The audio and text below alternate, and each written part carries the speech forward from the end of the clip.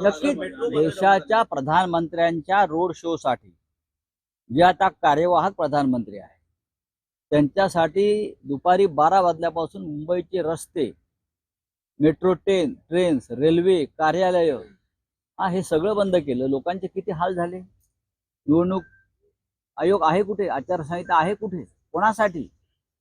अशा प्रकारे प्रचार या देशात कधी झाला नव्हता की एका व्यक्तीनं प्रचाराला यावं आणि त्याचा प्रचार सुरळीत व्हावा म्हणून सर्वत्र रस्ते बंद करण्यात आले, लोकांची गैरसोय करण्यात आली। ज्या रस्त्यावर 17 लोकांचा मृत्यू झाला होर्डिंग कडून, तेथे प्रधानमंत्री रोड शो करतात यासारखी अमानुष गोष्ट नाही। मोदी जी का कहना है नकली शिवसेना सर्वत्र महाराष्ट्रात आणि देशामध्ये सर्वत्र हा मोठ्या प्रमाणात विरोध नरेंद्र मोदी आणि अमित शहाना होतोय। 4 जून नंतर भारतीय जनता पक्षाचं अस्तित्व राहील की नाही या देशात आणि महाराष्ट्रात हा आमचा पुढला मोठा प्रश्न आहे। पण विरोधी पक्ष म्हणून भारतीय जनता पक्षाला सन्मानाचं स्थान मिळावं अशी आमची भूमिका आहे।